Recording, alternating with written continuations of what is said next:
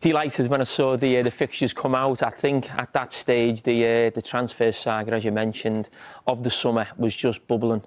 Now it's in overdrive, and yes, we can't get away from it. You know, we like to do, you know, the analysis of the weekend, but I mean, this story just hits you straight in the face. So yeah, we've got to go straight to Isaac as soon as the show starts, I think. Yeah, absolutely. I've seen on social media this being billed as a grudge match. Would you say it's a case of the calmest heads will prevail tonight, or do you actually say the players should embrace the atmosphere? I hope they embrace the atmosphere. I hope everyone goes a little bit crazy, loses their heads a little bit.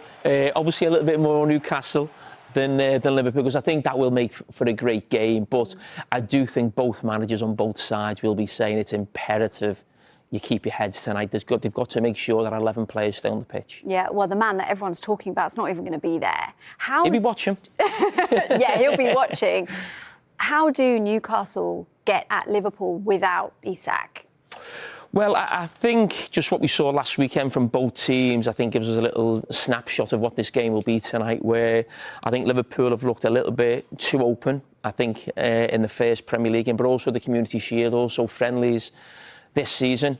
And yes, last week Newcastle didn't score, and I think they've gone 4 games now without scoring, without Isak starting a game. But they looked really dangerous on the counter-attack. You think of Anthony Gordon getting Konza sent off as well second half. Alanga had a great chance as well in the first half against Aston Villa. So I think that'll be the sort of the tactical, you know, side of the game, and that's certainly how Newcastle can hurt Liverpool. It's a tough week for Liverpool because they've obviously got that Super Sunday looming against Arsenal. Do you think a win tonight for Liverpool would set that game up nicely on Sunday? Yes, it will, but I don't think Sunday's game needs setting up in terms of what happens tonight. If Liverpool are to lose tonight, you'd be thinking, OK, if you're an Arsenal sort of supporter, you'd be looking at thinking, oh, Anfield to be rocking. They'll feel like they've got to make up for that because they've already 3 points behind us in the title race. So I think Sunday takes care of itself no matter what happens here tonight. Right, massive game tonight on the Monday Night Football. So it's only fitting that you have a massive guest. Mr. Thierry Henry will be joining you in the studio. I'm hoping for another iconic meme from the two of you. Fingers crossed. Hopefully we'll get that. Yeah, I'm sure that we will. But listen, he's a legendary figure, not just of Arsenal, but of the Premier League. I mean, last time he was on the show, we did the vote, or not a vote. We analysed all the greatest players in the Premier League, and he came out on top. And what are you going to be looking at tonight on the show with him? I think the big result of the weekend that stands out, I think, is Tottenham going to Manchester City and winning the game, and winning it comfortably in the end. And, I mean, I think we've all been, I wouldn't say amazed, but fascinated in these early weeks about how Thomas Frank's gone about it with Tottenham and the opposition he's come up against. He's had 2 of the toughest fixtures he probably have, or he will have, probably all season, in terms of, you know, Paris Saint-Germain, the Super Cup, going away to Manchester City as well, and very unlucky in the first one, and brilliant what we saw at the weekend. So we'll have a deep dive into that. I think we look at Liverpool as well. We didn't analyse Liverpool last Monday because the game was on the Friday night. There's been obviously a lot of games over that weekend, and Liverpool were playing here tonight. So some of the issues that I spoke to the Liverpool manager about after the game in terms of Liverpool's, how they set up to stop counter-attacks, we'll have a little look at that. So from the game against Bournemouth, we look at Everton as well in their new stadium. A centre-forward who came in as well, Tino Barry, who Thierry knows a lot better than me as well, so he'll be really good on that. And, you know, I think Burnley got their first win as well, so we'll be looking at them. Yeah, so plenty of analysis to get our teeth into. No doubt you'll be talking Arsenal as well with Thierry. Yes, that will be, I think, more at the end, maybe 10:30ish. So Arsenal fans, don't switch off. Just teeing it up now. Listen, there was so much talk about Max Dowman's Premier League debut. Really impressive. He's been described as a special talent. He was exciting to watch, wasn't he? Yeah, he was. It was brilliant. And I think when you've got a player who's that good, we think of some of the greatest players we've seen. You know, they always get that debut really early if they're really, really special. I mean, the youngest I can remember at Liverpool was Michael Owen.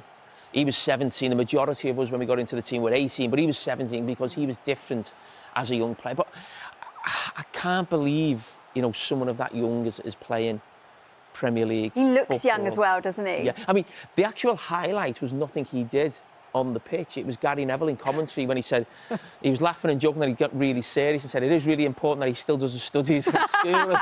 Which I thought went into dad mode. Yeah, exactly. He went from really jokey to really serious. But listen, that lad will need nurturing. You know, Mikel Arteta's got experience in that. You think of the younger players who've come into Arsenal in the last couple of years as well, who've done really well. So I think he's at the best place. The only problem Arsenal have got is every young player, and maybe the best player, they all play in the same position. So you've got Saka, you've got him coming through, probably a few years away from being a first choice striker. Nwaneri as well is a similar sort of position. Odegaard's in that role as well. So that's probably the only downside. But listen, it's fantastic for him and fantastic for the future of Arsenal. Yeah, for sure.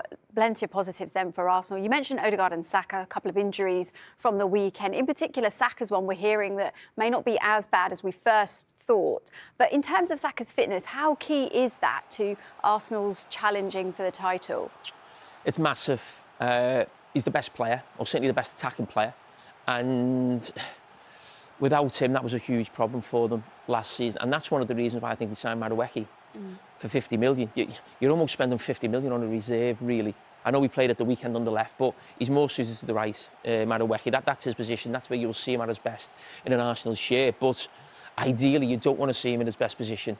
At his best, really, because you want that guy playing. So I think, obviously, it's not as bad as first fear. And no one likes to see any player get injured. It's certainly not one of the best players in the Premier League, which is what he is. But, as I said, they've got decent backup. We talked a little bit about young players. 18-year-old Esteval really impressed on the Friday night football for Chelsea. But just looking at West Ham, does that look like a real concern for you, the West Ham and Graham Potter as well? Yeah, I think for most people looking at it, I think it felt like a concern before the ball was kicked this season. Didn't have a great end to last season. Haven't done much business in the summer transfer window. We know there's still a week, but I do think they will have to get to work over this next week and improve that squad, because they were one who I sort of mentioned last week when me and Gary were doing our predictions, that I felt this was a team that wouldn't be relegated, but will be in that area of huge concern right throughout the season. You mentioned Spurs. They obviously missed out on Eze, which was a big talking point, but then pretty great result for them against City. Just looking at the City aspect of it, weren't helped, were they, by their defence? No, and you know, you look at it and you look at the goalkeeper. You have to feel for him. He's been there as a young player. He's gone away to Burnley. He was fantastic last season. So many clean sheets. I think I remember him saving 2 penalties in the one game late on in the season as well. He's almost got his dream move probably back to his club.